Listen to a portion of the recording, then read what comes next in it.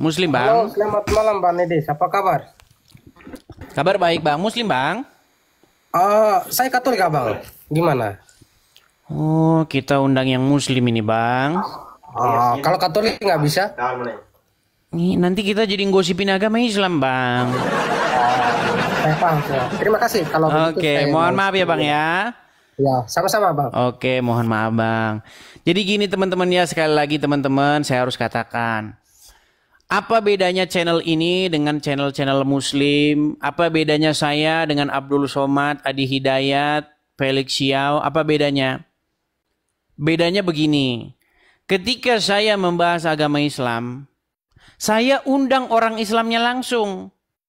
Saya datangkan langsung orang yang mengimani agama itu. Biar apa? Biar saya tidak terkesan subjektif.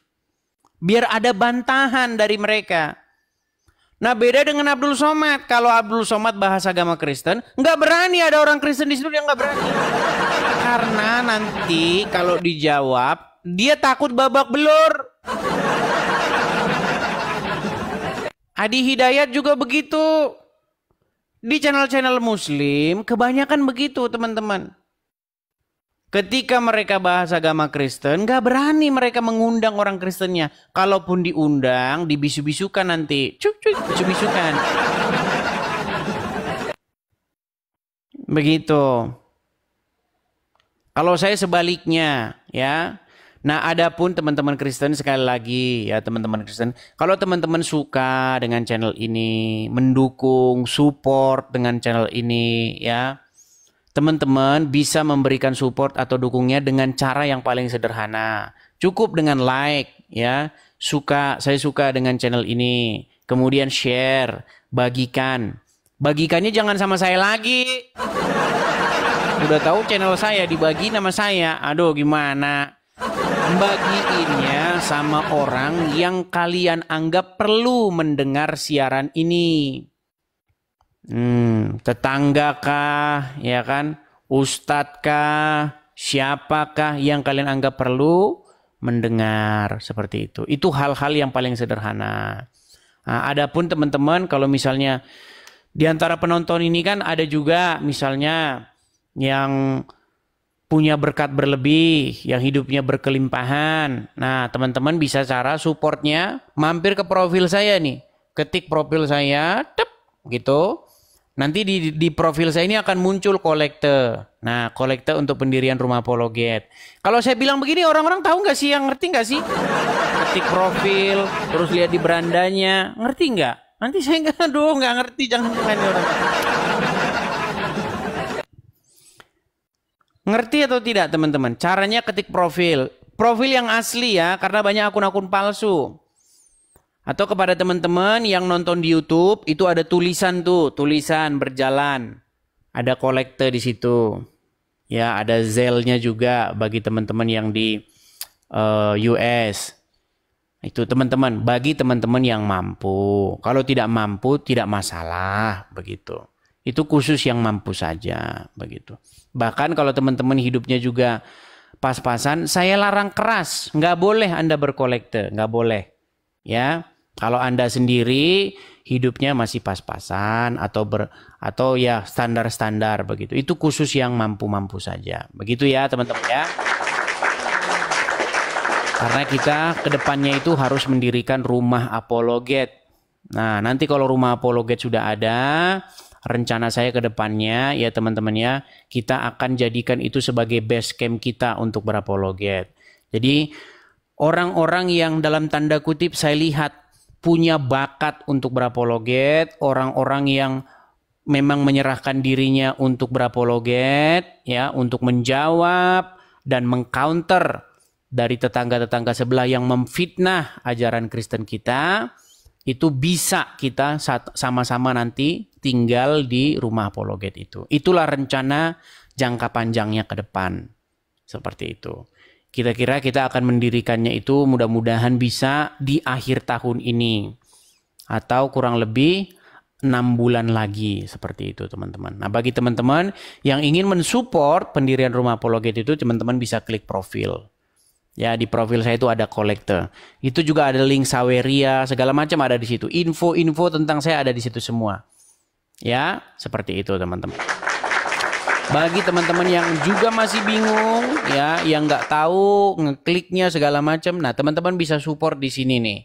Nih, kelihatan ya teman-teman ya, nih kolektor Rumah Apologet, berkolektor di sini khusus teman-teman yang mampu saja.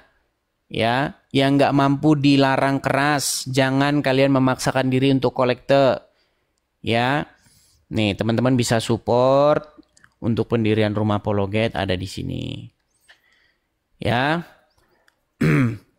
kita satu saja ada Rumah Apologet teman-teman ya. Biarkan APII dia punya rumah APII, cabang APII di mana-mana. Kita satu aja, kita kalahkan dengan satu saja. APII boleh punya cabang di mana-mana, APII Medan, APII Aceh, APII Makassar, APII di mana-mana. Tapi mereka itu lemah. Lemah mereka itu. Mereka giliran ditanya Muhammad menikahi anak di bawah umur itu udah gelagapan, kalang kabut, setanan. Kejang-kejang teman-teman. Iya, surup masal mereka. Mereka akan memenjarakan. Satu saja kita ada satu saja Rumah Apologet, nanti semua para apologet yang dalam tanda kutip lurus ya, saya anggap lurus, itu pasti teman-teman nanti kalau mereka mau kita akan berkumpul bersama-sama seperti itu ya. Itulah visi dan misi kita ke depannya teman-teman. Ya, jadi silakan teman-teman yang ingin mensupport, silakan teman-teman bisa support di sini. Silakan tangkap layarnya ya teman-teman. Oke, kita lanjutkan kembali ya. Kita lanjutkan kembali. Itu sekedar intermezzo kepada teman-teman yang Kristen yang masih suka-suka naik juga ya. Teman-teman bisa mensupportnya dengan cara seperti itu. Ya. Jangan mengajukan permintaan naik supaya apa? Supaya kita tidak seperti channel mereka, beraninya ngomongin di belakang.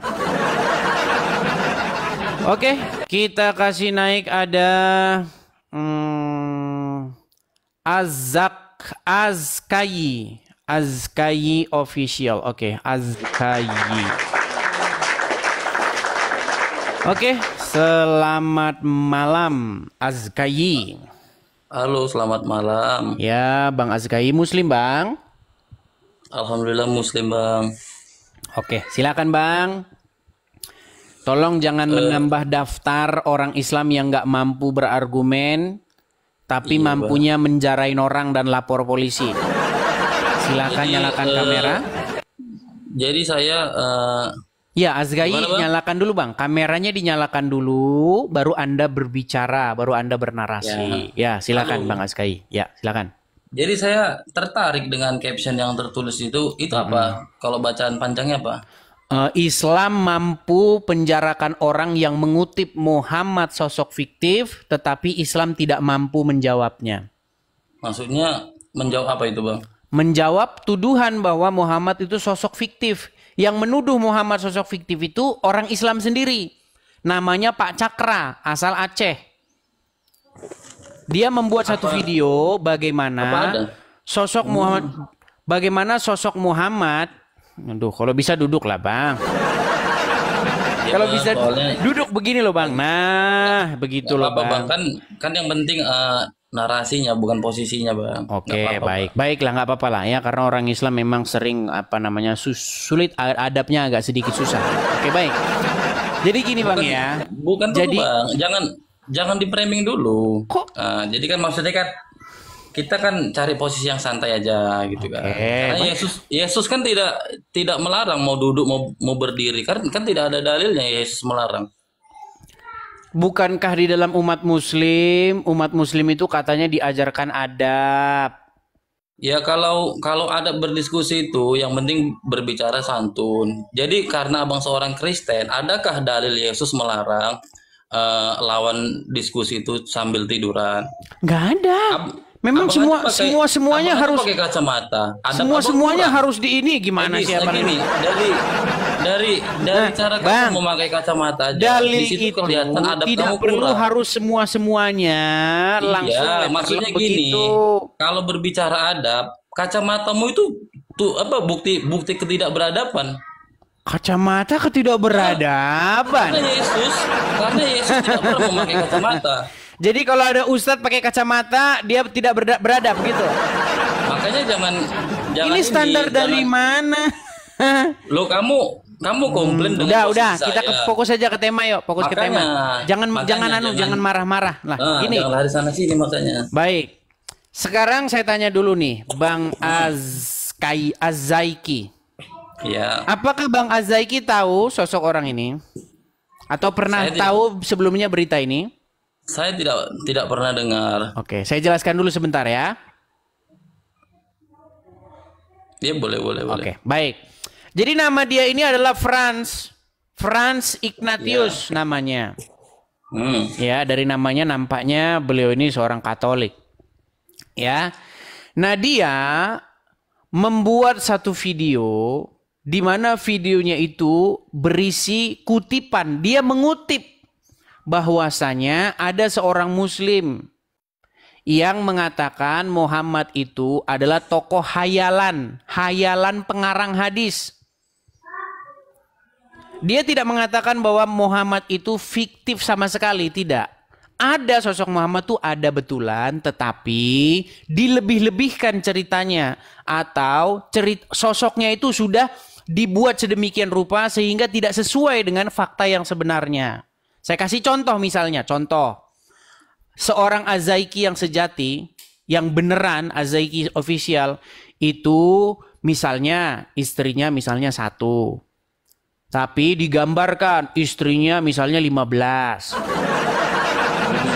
Nah, terus Azzaiki yang beneran itu misalnya lahirnya di Bandung, dibilang lahirnya di Tokyo. Oke, jadi Artinya sebentar sedikit. Artinya menurut Bapak Cakra itu sosok Muhammad yang digambarkan di hadis itu berbeda dengan sosok Muhammad yang sesungguhnya. Enggak seperti itu. Nah, saya mau katakan begini, karena dasar itu, karena dia bikin video semacam itu, dia ditangkap cepat sekali. Kalau orang Islam ngelaporin itu cepat. 24 jam langsung. Nah, jadi makanya saya bikin tulisannya begini, Bang. Islam mampu penjarakan orang yang mengutip Muhammad sosok fiktif, tetapi Islam tidak mampu menjawabnya. Makanya saya bilang, Bang, lemah kalian itu, Bang. Jadi gini, silakan. Bang Edis, itu yang dipenjarakan itu oknum dari Islam atau dari agama sebelah? Yang jelas dia bukan Muslim. Saya tidak tahu apa agamanya. Terlepas daripada itu, Bang, kita membahas kenapa Islam itu memenjarakan, kenapa Islam tidak bantah saja argumen dia. Oke, jadi kan dengan Edis mengangkat tema ini berarti Edis sependapat dengan Bapak itu bahwasanya Muhammad adalah sosok fiktif. Baik, saya jawab. Apakah saya yang sependapat bahwa Muhammad yang digambarkan itu adalah sosok fiktif? Saya jawab, banyak umat muslim yang setuju, bahkan tahu ceritanya Bukhari, bagaimana dia mengumpulkan hadis. Iya. Bukhari dalam pembukaan kitab Bukhari itu, dia menemukan ada 600.000 hadis. Nah, di antara 600.000 hadis itu, yang disohihkan sama dia itu hanya 6.000 saja. Artinya 1% saja. Karena 99,9% cerita yang beredar tentang Muhammad itu hanya omong kosong. Makanya sama dia tidak dimasukkan dalam kitab hadisnya. Sebentar, Bang, belum selesai saya. Oke. Ya. Saya ingin Anda tahu ini. Kalau Anda tidak tahu tolong bantah ya. Artinya apa? Artinya orang Islam sendiri sudah tahu bahwa 99,9% cerita yang beredar tentang Muhammad itu hanya kebohongan. Makanya Bukhari itu hanya memasukkan 1%-nya saja, yaitu 6.000 hadis. Itu pun sekarang Bang, harus kita akui bahwa banyak orang Islam zaman sekarang yang sudah mengatakan sebagian isi Sahih Bukhari itu masih palsu juga. Contoh, saya kasih yang paling fenomenal. Apa itu? jangan panjang kali Bang. Jadi biar nggak terlalu lama kita. Oke, diskusinya. contoh yang paling fenomenal adalah di dalam Sahih Bukhari, Sahih Muslim, Muhammad digambarkan menikahi anak kecil, anak umur 6 tahun. Umat Muslim sekarang membuat gerakan itu hadis palsu. Makanya saya bilang Bang, sosok Muhammad yang fiktif itu diyakini oleh umat Muslim sendiri, dan sekarang umat Muslim berusaha untuk menyingkirkan sosok Muhammad yang fiktif sudah itu. bisa Silakan. saya bernafas.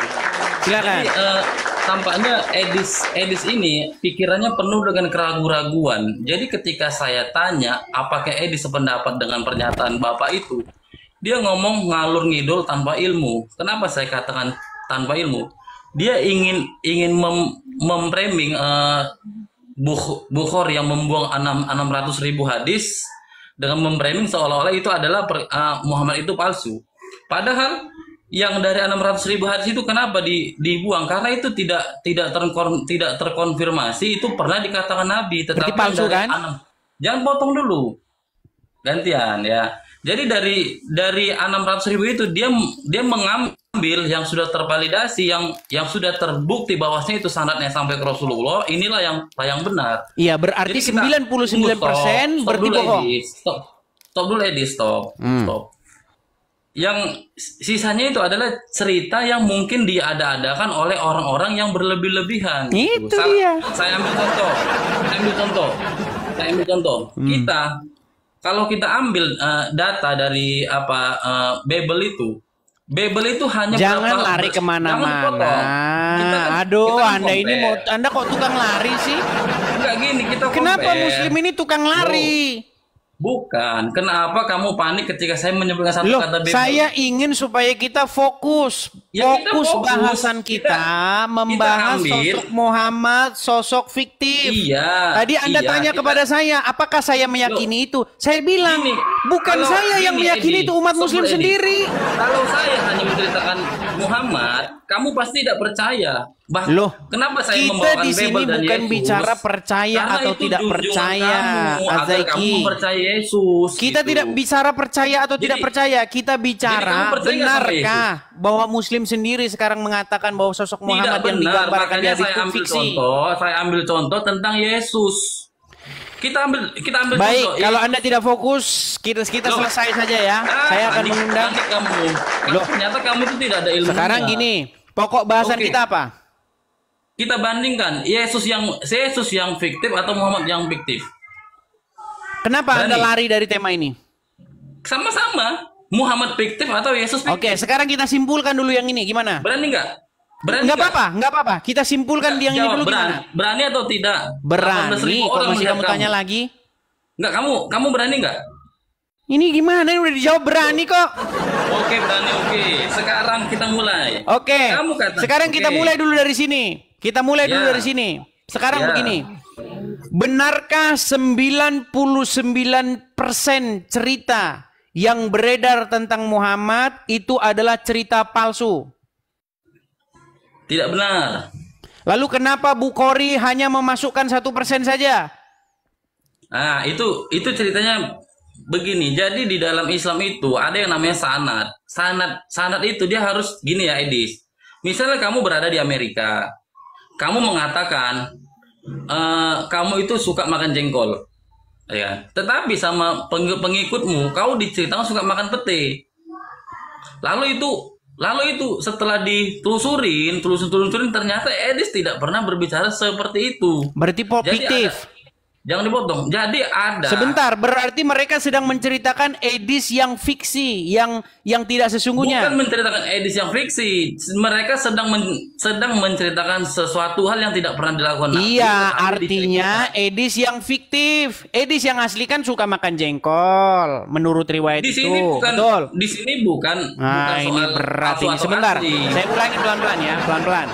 Enggak, kamu dengar dulu pelan-pelan. Jangan panik gitu, jangan panik.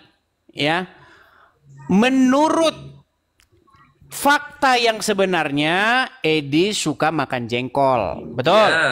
Tetapi diriwayatkan Edis suka makan pete. Ya, Berarti Edis yang suka makan pete ini adalah Edis yang bohongan atau Edis yang fiksi, betul? itulah kau otakmu nggak nyampe. Nah, gimana sih? Si Edis tetap ada, tetapi Iya, saya tahu perlakuannya Edis tidak tetap benar. ada, tapi Edis yang suka makan pete itu berarti Udah, Edis yang terserahmu lah. fiksi, betul? Terserahmu. Kita fokus saja ke Ini pembahasan. gimana nih orang ini? Saya ulangi lagi, saya ulangi lagi. Sekarang saya ulangi lagi. Bertambah sebelum- Dengar, Kau- dengar. enggak, Saya ulangi lagi. logikamu udah temakan di sebentar. tanganku. Jadi Muhammad kau yang jangan sejarah, main kata. Muhammad yang sesungguhnya itu Muhammad yang nikahin anak di bawah umur nggak? Siapa? Aisyah ya? Betul. Saya ulangi Nabi- satu kali lagi. Kau Sosok enggak gini. Muhammad yang sebenarnya atau sosok Muhammad yang sejarah itu adalah sosok Muhammad yang menikahi anak 6 tahun nggak? Iya, menurut hadis ya. Oke, sekarang Anda Oke, tahu nggak bahwa sekarang umat gini, Muslim? kita bandingkan Saya dengan belum Yesus. selesai, lu panik sih. Loh, bukan banding. Kapan kita membanding antara Yesus dan Nabi Sebentar Muhammad? dulu, Anda tahu Kita nggak berbicara bahwa? tentang- Aduh. Anda kamu tahu nggak tidak fair, kamu nggak bahwasanya fair. Kalau gini orang Islam zaman sekarang Di dalam berbondong-bondong berdiskusi, menolak cerita itu? Anda tahu? berani Baik, ditanya, harus berani. saya tampilkan hadisnya ya. Saya tampilkan Oke. hadisnya. Bagaimana Ustadz Adi Hidayat itu menolak umurnya sebenarnya 18 tahun. Nah, bayangin tuh. Menurut Sahih Muslim, Sahih Bukhari, Muhammad nikah sama umur anak 6 tahun. Menurut Adi Hidayat bukan 6 tahun, tapi 18 tahun. Saya tunjukin. Ya, umur Aisyah. Sebentar ya. Umur Aisyah itu dinikahinya bukan umur 6 tahun, tetapi umur 18 tahun. Nih, sebentar. Bahkan Zuma juga mengatakan demikian. Bukan 16 tahun, tetapi 18 tahun. Perhatikan. Saat itu usia Aisyah adalah 15 tahun atau lebih, dan ketika menikah dengan Rasulullah diperkirakan usianya 17 atau 18 tahun. Ini dilihat dari sisi historis berdasarkan riwayat sejarah. Saya ulangi lagi. Nih, Saat itu usia Aisyah adalah 15 tahun atau lebih, dan ketika menikah dengan Rasulullah diperkirakan usianya 17 atau 18 tahun. nih. Ketika menikah dengan Rasulullah umurnya 17 atau 18 tahun. Kamu bilang tadi 6 tahun, betul? Iya, itu. Nah, mana yang itu benar? tidak Mana yang masalah. benar? Mana yang benar? Mana? Manapun benar. Esensinya. Manapun benar. Loh, ini. Manapun benar. Oke, Pokoknya oke. makanya saya bilang, kau tidak mampu membantah argumen. Sekarang Islam saya cuma akan mampu bertanya menjarain kepada orang. Kamu berani nggak ditanya? Kamu hanya mampu memenjarakan orang. Kamu Kau tidak hanya mampu untuk jawab, membantah argumen. nggak ada ilmu. Kamu takut Nekat ketika yang kamu nyata. ditanya. Itu Sekarang bukti berapa umur pemahaman Aisyah? Satu bilang Kamu- 18 tahun, satu bilang umurnya 6 tahun. Yang benar yang mana? Gini, saya jelaskan. Kenapa ada dua pendapat? Gini ya, poinnya Nabi Muhammad itu tetap menikahi Aisyah. Berapa umurnya? Jangan kau potong ya. Jangan Berapa kau umur potong. Aisyah ketika dinikahi Muhammad? Ada satu riwayat dikatakan beliau menikahi di usia 6 tahun. Oke. Dan digauli usia. Oke, kenapa Jangan kau sekarang potong Muslim lah. tidak percaya itu? Memang adab kau nggak ada ya? Iya, Sama kenapa kok kayak- Muslim tidak sama percaya kok kayak itu Paulus. sekarang? Enggak, memang kalau manusia Nah, makanya saya bilang yang membantah Enggak, saya sedang Muhammad bernarasi, itu jangan kau menikahi potong. anak umur 6 tahun itu orang Islam kau sendiri. Jangan potong, kau jangan potong. Makanya sosok Makanya, Muhammad sekarang fiktif itu kita buktikan. yang menikahi anak Betul umur nggak- 6 tahun betul nggak ajaran itu Yesus Muslim itu ada? sendiri yang membangun argumen itu. Sekarang saya balik bertanya, betul Gimana? nggak ajaran Yesus itu ada? Coba yang benar berapa umur Aisyah ketika dinikahi Muhammad? Kau diam ya. Berapa? Kau Kenapa diam kau ya. berbelit-belit jawab saja? Tidak Berapa? berbelit-belit. Kau bertanya saya menjawab. Saya Tinggal bertanya, jawab kau saja kok belit-belit. Berapa umurnya? Nggak Berapa ada umurnya? ilmu. Kau cuma framing aja. Kau nggak tahu apa-apa. Kau Oke, bahkan soal kita kekristenan tampilkan kau lagi nggak nih. tahu. Kita tampilkan. Yang Allah inginkan dari Nabi Muhammad melalui Sayyidah Aisyah bukan keturunan. Tapi Allah menginginkan seluruh ilmu Nabi terkait dengan fikih-fikih kehidupan, khususnya perempuan, diturunkanlah lewat Sayyidah Aisyah. Kenapa Allah langsung memerintahkan?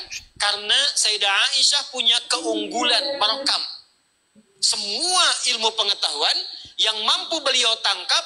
Itu ingatannya itu photographic memory. Apa yang dilihat langsung ingat. Udah, sekarang kita bahas pokoknya. Semua ilmu yang terkait kenapa dengan kamu takut ditanya? Itu semua umat Islam udah tahu. Ditanamkan pada Sayyidah Aisyah. Semua muslim sudah tahu. Apakah Anda setuju? Setuju dengan perkataan Adi Hidayat? Setuju. Sekarang kita poinnya. Oke, baik. Apa kata Aisyah, teman-teman? Apa kata Aisyah? Orang Kristen mengklaim diri itu jujur. Sebentar. Apa kata Aisyah, teman-teman? Di dalam Sahih Bukhari 4414. Saya balikan kamera saya. Ketika saya ingin membahas tentang agamanya, dia panik. Apa kata Bukhari? Perhatikan. Apa kata Bukhari, teman-teman? Nih, perhatikan ini. Aisyah kan katanya kan seluruh ilmu diturunkan kepada Aisyah. Udah. Baik, sekarang perhatikan gini, apa kata Aisyah. Dengar. Kalau memang Yesus itu benar. Apa kata Aisyah? Perhatikan. Perhatikan nih apa kata Aisyah. Itu benar, di mana datanya Yesus Aisyah berkata kepada Rasulullah, perhatikan. Untuk ke gereja di hari Minggu. Kamu boleh, perhatikan ini, kata Aisyah ya. Maka dari Aisyah dia berkata, saya selalu cemburu kepada setiap wanita yang menyerahkan dirinya kepada Rasulullah.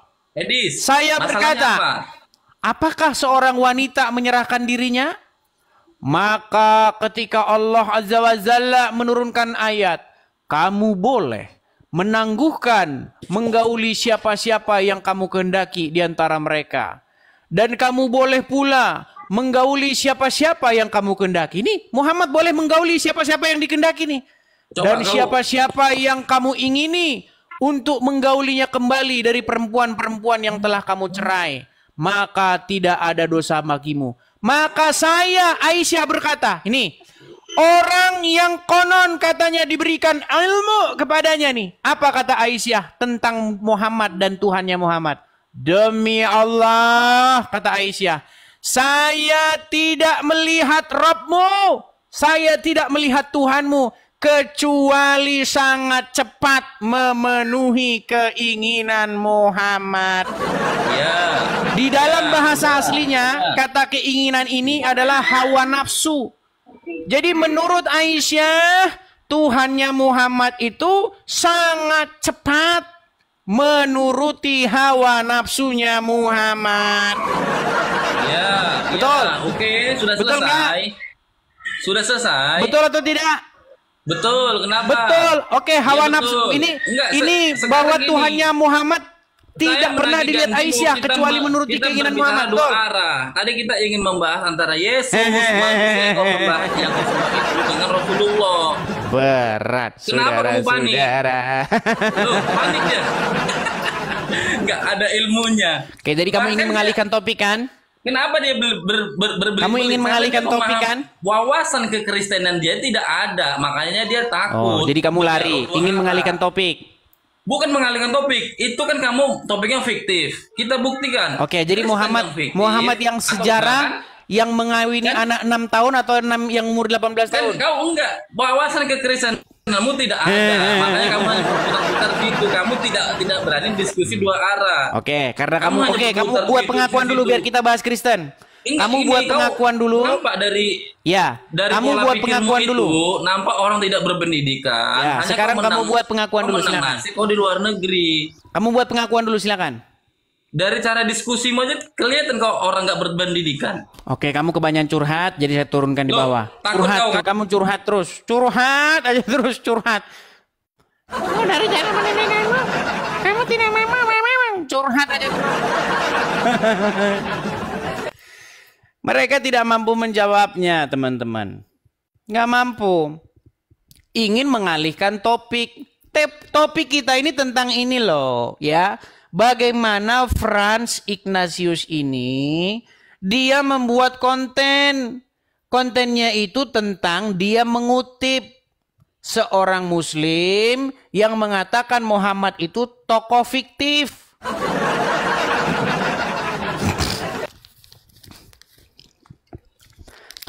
bahwa Yesus menerapkan poligami dan menikahi Maria Magdalena istri pertama, Marta istri kedua, Maria istri ketiga, ya Maria dari Betania istri ketiga, dan mengasuh anak-anak mereka. Ia juga mengajarkan bahwa perkawinan di Kana adalah Yesus sendiri. Ternyata istri Yesus 4. Kenapa Anda tidak poligami? Ibadah, taat beragama, masa suruh ngaji gak ngerti ta'awud? Astagfirullahalazim.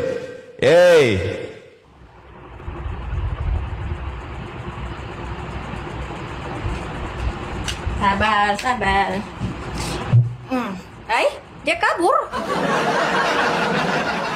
Nah, nekat yang nyata. Baru aja ambil Al-Qur'annya nih. Sudah kabur dia. Kenapa dia kabur? Saya itu bukan lari. Saya itu mau ambil Al-Quran, kitab Al-Quran, supaya dia itu boleh nampak. Kasih nampak dari hatinya sudah beku ini, aku rasa. Dan sabar. Islam tuh ada kesabaran, Bang, bukannya bertantang. Gimana dia mengatakan menantang? Coba cari di Al-Quran. Saya enggak, sister. Anda ini kan perkenalan ya toh, aku dengerin, tapi ada hal yang janggal gitu kan. Ketika Anda menyatakan diri Anda agamanya Krislam, makanya saya bilang sabar dulu. Jangan seperti Rasul palsu dari Tarsus. Dia kalau ke orang Yahudi bilangnya orang Yahudi, kalau ke Yunani bilangnya orang Yunani. Jadi jangan seperti Paulus banget. Anda sungguh sangat Paulus. Makanya di mana ada agama Krislam itu di mana? Nah kan belum lagi coba tuh Krislam tuh harus bercakap sama kamu dulu supaya kamu mengerti. 2025 ini harusnya wujud Krislam. Di mana agama Krislam? Dalam kitab suci mana ada Krislam itu? Alkitabnya tiada sebab saya tidak ada dalam Alkitab katanya saudara. Nih, kau dengar dulu. Ini kalau ujikan ini. Sungguh ajaran Paulus membahana sudah merasuk kepada Silina. Ini dia bilang, ini darahnya halal diminum. Waduh, darahnya halal katanya saudara. Memang sungguh sangat nyata umat Paulus. Lina ada Alkitab nggak Lina? Jangan fitnah dulu Bang, jangan fitnah ya. Ini katanya. Apa tidak Lina, ada Bible atau tidak? Coba baca Kisah Para Rasul 9 ayat 1, coba baca. Itu kamu Paulus banget itu.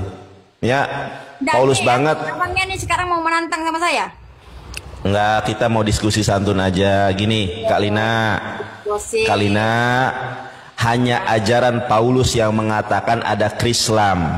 Karena kalau Yesus itu gini, Yesus itu mengajarkan Matius 5 ayat 37.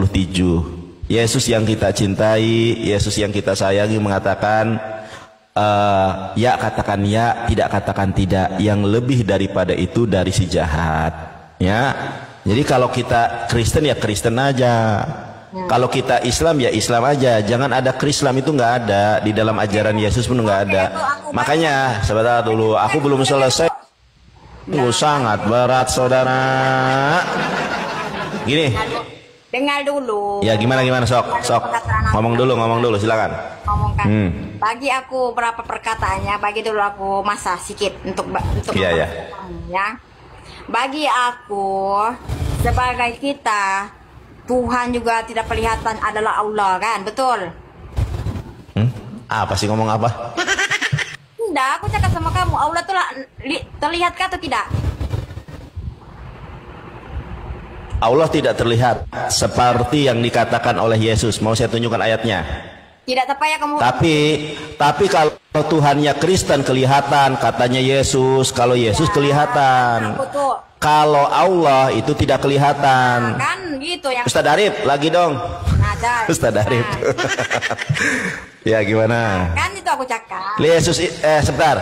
Anda kan nanya sama saya, Nandar, Allah kelihatan atau tidak? Enggak kelihatan. Tidak ada seorang pun yang sanggup melihat Allah. Sekarang saya tanya, Yesus kelihatan atau tidak? Yesus kelihatan. Ya, Yesus kelihatan atau tidak? Kelihatan, berarti Yesus bukan Allah. Premis mayor, premis minor. Kalau Allah tidak kelihatan, Yesus kelihatan, berarti minornya Yesus bukan Allah. Jeder. belum lagi aku habis cakap kan. Kau sudah potong-potong. Ya, silakan. Boleh. Ya, boleh. Supaya pakai data di sini. Jadi kita ini pakai kelogikan ya. Oh, kelogikan ya, boleh. Jadi aku tidak mau baca-baca data, malas. Kalau aku Oh, tidak mau baca data. Memang umat Paulus sangat takut dengan data. Sungguh nekat umat Paulus. Lina, tapi saya acungkan jempol ya. Edis Sidabutar tidak berani sama saya. Sob Katul tidak berani sama saya. Tidak ada debater Kristen yang berani sama saya. Tapi kamu terlalu nekat, berani mencoba menjajali saya. Sungguh saudara sangat-sangat nekat yang nyata. Itu yang kamu tidak kenal dengan saya. Sebab itu kamu harus kenalkan diri kamu dulu, baru saya begitu. Baik, saya udah perkenalkan. Shalom, Haferim, Fehaferot Hayak Karim, Shemi, Yonatan Nandar, Ani Me Kuningan, Jawa Barat, ngorok sudah dia. Nah, ini namanya sumpahan hantu minyak.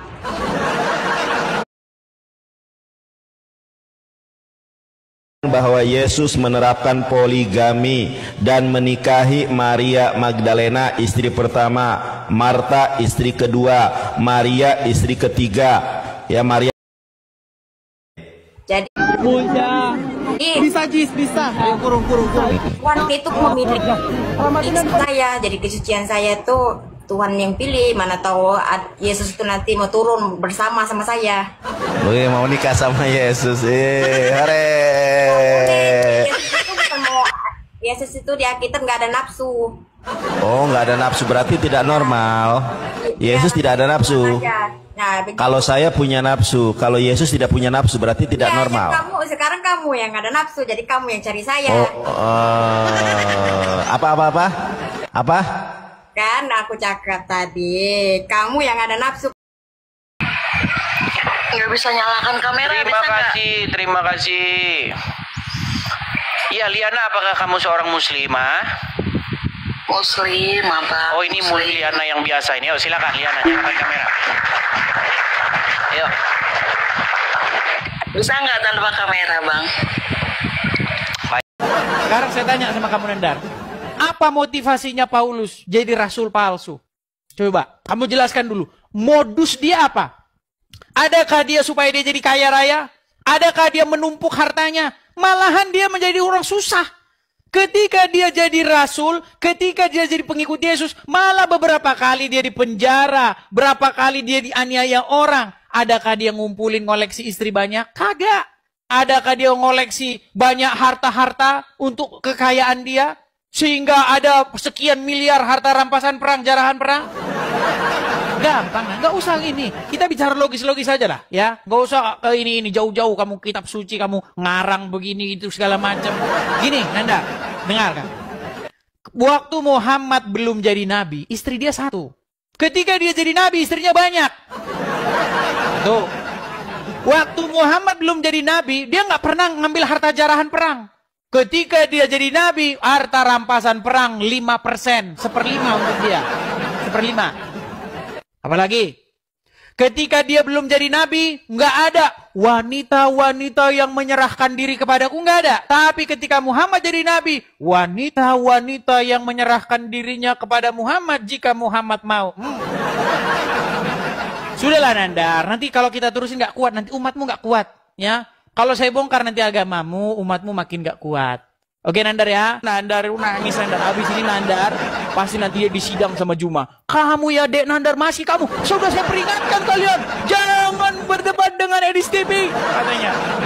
Nanti Nandar diperingatin lagi sama dia ini ya. Karena mereka sudah mewanti-wanti teman-teman ya.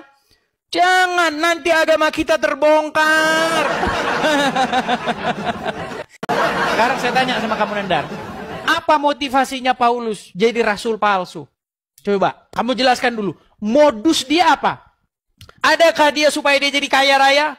Adakah dia menumpuk hartanya? Malahan dia menjadi orang susah. Ketika dia jadi rasul, ketika dia jadi pengikut Yesus, malah beberapa kali dia dipenjara, berapa kali dia dianiaya orang. Adakah dia ngumpulin ngoleksi istri banyak? Kagak. Adakah dia ngoleksi banyak harta-harta untuk kekayaan dia? Sehingga ada sekian miliar harta rampasan perang, jarahan perang? Gampang, nggak usah ini. Kita bicara logis-logis saja lah, ya. Nggak usah ini jauh-jauh. Kamu kitab suci, kamu ngarang begini itu segala macam. Gini, Nanda, dengarkan. Waktu Muhammad belum jadi nabi, istri dia satu. Ketika dia jadi nabi, istrinya banyak. Tuh. Ya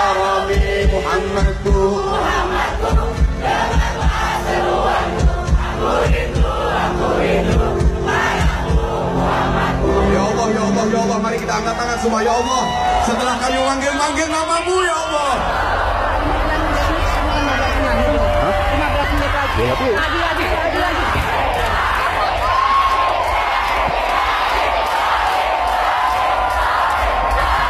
Rindu Muhammadku lagi.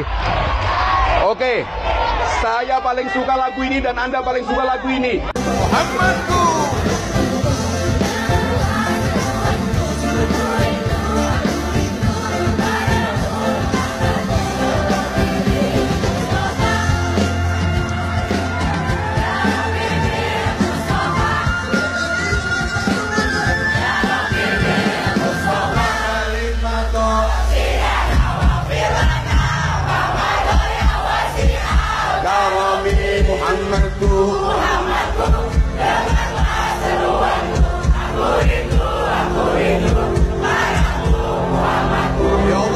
Ya Allah, mari kita angkat tangan semua, ya Allah. Setelah kami manggil namamu, ya Allah. Ya Rabbi Muhammadku. Dalam Al-Quran tidak pernah saya dapati Allah pernah berfirman kepada Muhammad. Kalau Allah berfirman kepada Musa, baru Musa menjawab, ada. Kalau Allah berfirman kepada Isa, baru Isa menjawab, ada. Allah berfirman kepada Adam, Adam menjawab, ada. Tapi kalau Allah berfirman kepada Muhammad, di dalam Al-Quran sungguh-sungguh tidak pernah saya temukan. Coba, di surat berapa, ayat berapa ada Allah berfirman kepada Muhammad dalam Quran? Silakan. Nah, benar, jelas. Oke. Terkait masalah langsung Allah yang berfirman kepada Muhammad, memang tidak ada. Tidak ada. Sudah diakui ya? Oke, buat dulu pengakuan, Pak. Iya, memang pengakuan dulu. Iya, buat benar. pengakuan. Benar, memang tidak ada. Oke, buat pengakuan secara dulu. langsung bahwa Allah tidak pernah berfirman kepada Muhammad secara langsung. Betul? Benar. Tuh, lihat itu Muslim. Lihat. Iya. Allah tidak dengar benar langsung kepada karena Muhammad. Allah menurunkan Al-Quran itu diwahyukan melalui malaikat Jibril, tidak kepada Nabi Muhammad langsung. Karena Jibril apa? Dengar kepada dulu, Muhammad. Jibril yang menyampaikan firman Allah kepada Nabi Muhammad. Oke, di ayat berapa, surat berapa? Silakan. Ayat pertama, Iqra bismi rabbikal ladzi khalaq. Di mana di situ Muhammad Jibril? dengan nama Tuhanmu. Di mana di situ Jibril? Di mana Jibril yang berfirman? mengajarkan. Makanya dengar saudara biar kamu paham. Silakan.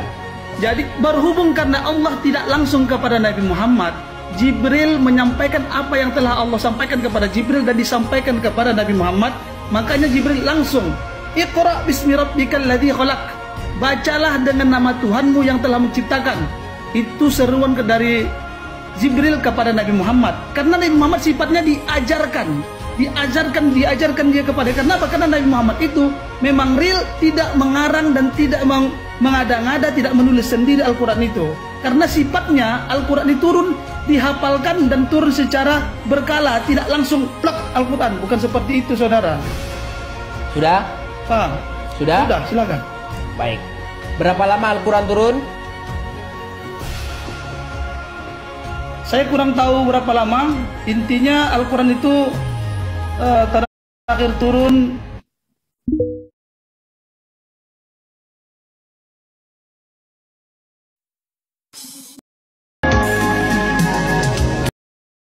dia itu kan kenal bubur ikan lele, kamu mandi lah. Kaget banget aku. Perasaan kemarin harga